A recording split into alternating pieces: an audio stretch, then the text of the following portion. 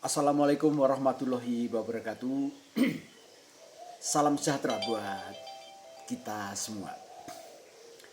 Teman-temanku, sahabat-sahabatku di seluruh Indonesia yang sangat saya cintai dan sangat saya banggakan. Perkenankanlah pada kesempatan ini saya memberikan satu masukan kepada semua teman-temanku dan sahabat-sahabatku dimanapun Anda berada.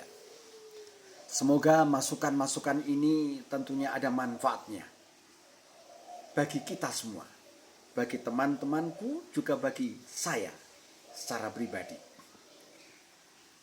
Masukan-masukan itu baru saja saya dapatkan dari sebuah buku yang saya baca. Tetapi karena masukan-masukan ini saya anggap satu hal yang sangat penting, maka saya sampaikan pada sahabat-sahabatku dan teman-temanku seluruh Indonesia. Masukan-masukan itu adalah sebagai berikut. Untuk dapat mengukur kualitas kepemimpinan, Anda tidak perlu memakai teori yang susah-susah. Sekali lagi, untuk mengukur kualitas kepemimpinan seseorang, Anda tidak perlu memakai teori yang susah-susah. Tetapi sangat sederhana, yaitu lihat saja apa yang selalu dia lakukan apabila dia sedang marah.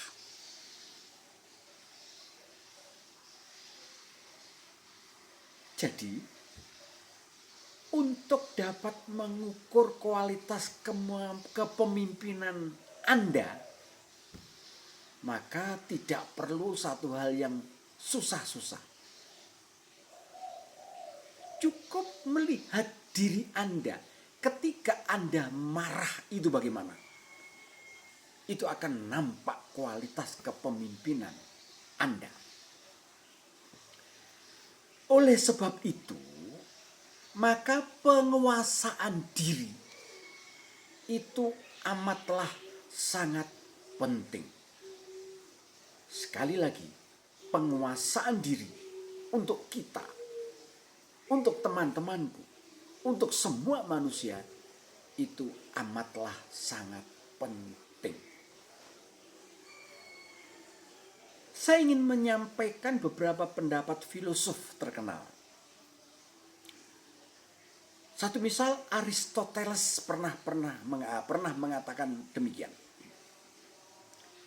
Siapapun bisa marah-marah, dan itu sangat mudah. Tetapi marah-marah pada orang yang tepat, pada waktu yang tepat, dengan kadar yang sesuai, demi tujuan yang benar, dan dengan cara yang baik, bukanlah hal yang mudah.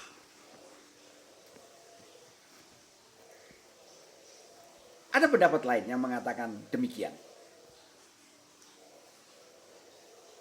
Peperangan yang paling dahsyat dalam kehidupan kita, ini adalah peperangan setiap hari dalam relung-relung sunyi dalam jiwa kita. Ada pendapat lain yang mengatakan begitu. Bahkan saya mengutip apa yang dikatakan oleh Nabi besar Muhammad SAW. Sekembalinya dari perang Badar yang dahsyat, beliau mengatakan sebagai berikut. Kita baru kembali dari peperangan yang kecil. Bayangkan, perang Badar yang begitu dahsyat, beliau mengibaratkan kita baru kembali dari peperangan yang kecil menuju peperangan yang lebih besar, yaitu peperangan melawan diri kita sendiri. Sekali lagi, ternyata peperangan terhadap diri kita sendiri itu melebihi dari perang Badar yang dahsyat. Teman-temanku, sahabat-sahabatku yang sangat aku cintai dan sangat aku banggakan. Ujian bagi pengendalian diri kita tidak akan kita dapatkan dalam situasi tenang dan damai. Tidak. Pada situasi pikiran kita, hati kita tenang dan damai, tidak akan mungkin timbul ujian-ujian itu. Karena dalam situasi tenang dan damai, orang pasti dapat mengendalikan dirinya. Tetapi tidak demikian halnya dalam situasi-situasi yang sulit dan melibatkan emosi. Sekali lagi, tetapi tidak demikian halnya dalam situasi-situasi yang sulit dan melibatkan emosi kita. Berbeda dengan emosi-emosi seperti sedih, kecewa, dan gelisah. Berbeda.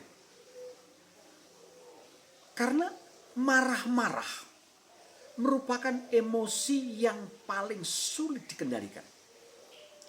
Sekali lagi, marah-marah itu adalah salah satu emosi yang sangat sulit dikendalikan.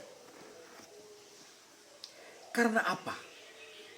Karena kemarahan selalu mengandung letupan-letupan emosi dan gairah tersendiri untuk melampiaskannya. Kemarahan yang memuncak amat berbahaya. Hati-hati. Sekali lagi pesanku kepada teman-temanku yang sangat saya cintai. Kemarahan yang memuncak amatlah sangat berbahaya. Karena apa? Karena kita bisa kehilangan milik kita yang sangat berharga. Apa itu milik kita yang sangat berharga? Yaitu pilihan. Kalau kita marah-marah dan tidak terkendali, maka kita akan kehilangan apa yang dinamakan pilihan.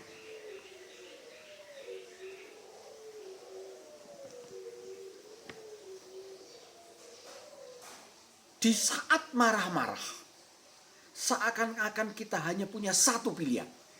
Sekali, di saat kita marah-marah, seakan-akan kita hanya punya satu pilihan. Yaitu membalas. Sekali lagi, membalas. Pilihan lain seakan-akan tertutup. Dan kita harus sadar dan harus ketahui, hasilnya pun hanya ada satu, yaitu penyesalan yang tiada akhir.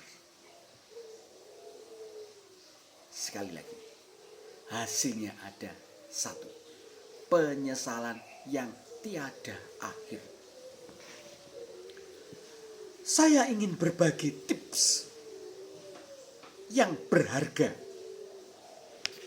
yang harus selalu kita ingat apabila kita sedang marah-marah. Saya ingin membagikan satu tip atau cara yang menurut saya sangat berharga apabila kita sedang marah-marah. Yaitu tipnya sebagai berikut. Stop. Pikir, pilih. Sekali lagi, stop. Pikir, pilih.